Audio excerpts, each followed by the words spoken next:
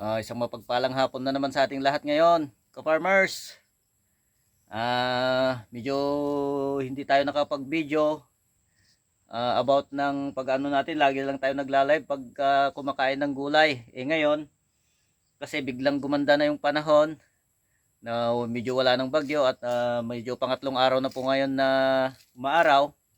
Ito na, ka-farmers, magpupunla na tayo ng tira natin ito nung nakaraan, yung Super C natin na pinag-anihan natin. Marami tayong nailalagay doon na video. Marami tayong naibibideo doon, marami tayong naipapakita about sa pagtatanim. Ngayon, may natira tayo ka-farmers. Marami ito ka-farmers, siguro nasa 1,000 pa ito na piraso. Ngayon, ka-farmers, gagawin natin ngayon, since gusto natin makasigurado na hindi masisira kasi minsan bigla na lang ulan. Ngayon hindi natin kontrolado ang panahon, ay pupunla muna natin. Ayan ka-farmers, ayan, papakita ko yung mga gamit natin. Ayan ang ka-farmers, naglagay na tayo ng humus. Yan yung kulay itim na nasa taas. Ayan, dalawa. Tapos maglalagay pa tayo ng may ano na tayo rito, organic na tayo. Organic natin dito. Ayan ka-farmers. Kita ko sa inyo. Ayan. Ito yung ginawa natin. Sarili natin gawa yan.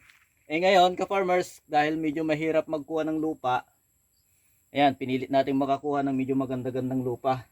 Pero may mga pero okay na ito ka-farmers. Gagawin lang natin dito, since linagyan na natin ng ito, yung farm-made humus soil conditioner. Yan yung pampakondisyon ito ng lupa. Tapos bukod doon, maglalagay pa tayo ng fungicide para siguradong maganda yung lupa. Tapos maglalagay tayo ng organic ka-farmers. Yan ang papakita ko sa inyo. Ito yung first step ka-farmers, kasi nagbabalak na tayo magpunla. Kasi nga para gusto ko magsigurado tayo, mahirap mag-direct seeding ngayon ng pipino. Baka biglang umulan, nahirapan tayo. Kaya ang gagawin natin, ipupunla natin ngayon ka-farmers. Pero papakita ko lang muna yung first step at saka unang gagawin bago magpunla, kasi ibababad pa natin ito ka-farmers. Actually baka bukas pa natin ito ilalagay. Palalabasin muna natin yung pinaka ugat nya. Okay ka-farmers, ipapakita ko sa inyo kung paano yung gagawin natin. Yan. Pasensya na ka-farmers, wala pa tayong gamit na maganda-ganda. Ayan yung Super C natin ka-farmers, Ayan, may na siya. May kuwan na siya. Soil conditioner. Ngayon maglalagay tayo maglalagay tayo ka-farmers ng organic fertilizer na IPA. Ano ba tawag dito? Nakalimutan ko na. Ka-farmers. Ito yung IPA natin. Yan.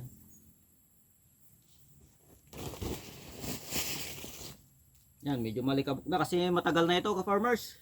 Tira pa itong nakaraan. Dami-damihan na natin para gumanda-ganda yung lupa. Yung pinaka-fungicide natin ka-farmers, ilalagyan na lang natin ng sa spray na lang natin. Wala tayong fungicide na powder.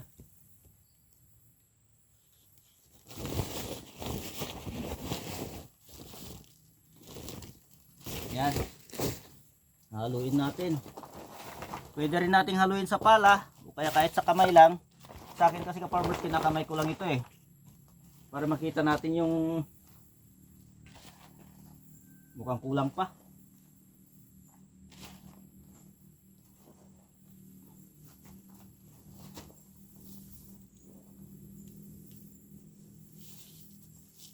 Habang naghahalo tayo ka-farmers, tatanggalin na rin natin kung may makikita yung mga bato-bato o kaya anumang pwedeng sumira sa mga pan natin. Siguradong kulang pa ito ka-farmers. Magdadagdag na lang tayo para sigurado. Sayang yung paghalo natin. Yan, umalikabok.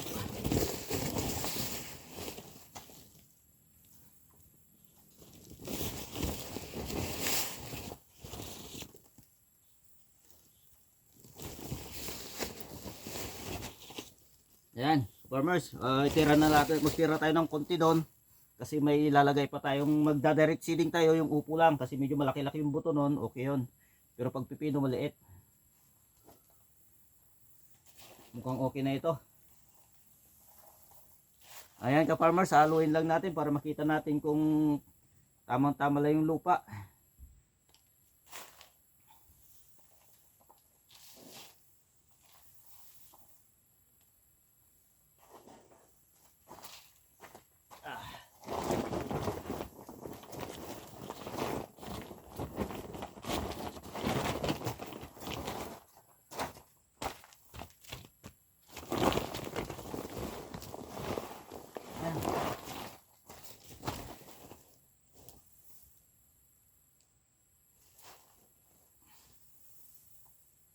Kasi pagka maganda yung lupa ka-farmers, madali lang may bubungkal yung buto nung pupunla natin kahit anong punla. Ayan.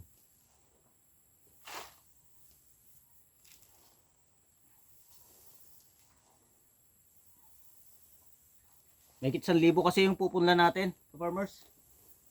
Sana okay ito, pero pakiramdam ko okay ito.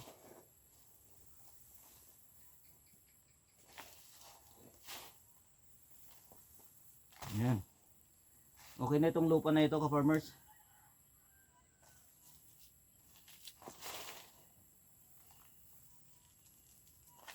Yeah.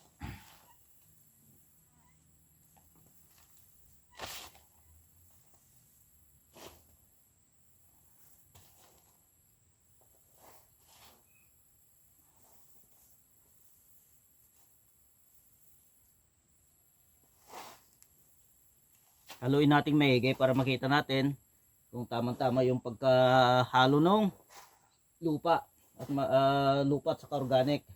Kailangan maitim ito ka-farmers.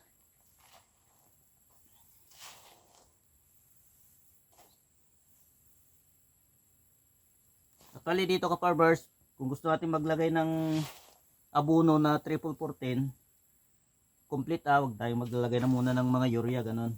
Pwede, pero kunti lang. Para pang paano lang, para mas madali lang, para gumanda-ganda lang yung punla, para may pundo na siya agad na abono.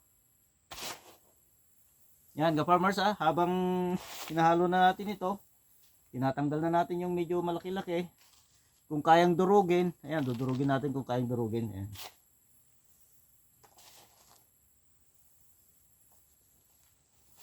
Gusto ko lang mag-sample ng isa ka-farmers. Ayan okay na ito. Yung lupa natin na ito, okay na ito. Ayan. Actually siguro, wala namang siguro mga isang timba lang na organic na ilagay natin. Testing lang natin yung farmers. Actually hindi pa final ito. Ganyan lang paglalagay ka farmers simple lang. Ayan. Hindi masyadong mahirap. Yan. Huwag mo masyadong diinan. Kasi pag dinian mo ito, mahirapang ibungkal yung punla. Yan. Yan, makikita mo naman kung may mga malalaki, tanggal na agad. Yan.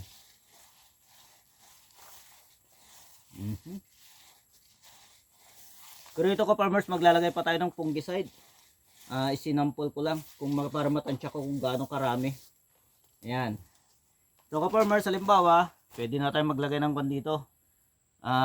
Bukas, pag naglagay na tayo, pag nagtanim na tayo, nagpunla na tayo ka-farmers, ipapakita ko rin sa inyo yung tamang pagpupunla. Ganito actually, nagsubok lang tayo para makita natin kung gaano karami ang kakailanganin nating yan ka-farmers, okay na yan. Tanggalin muna natin. Sample lang yun ka-farmers. Kasi ito, lilinisan pa naman natin maigi ito kasi may mga bato-bato pa. Ayan Ayan. Ayan. Baka magdadagdag pa tayo ng kuwan ka-farmers. Medyo kulang Ayan.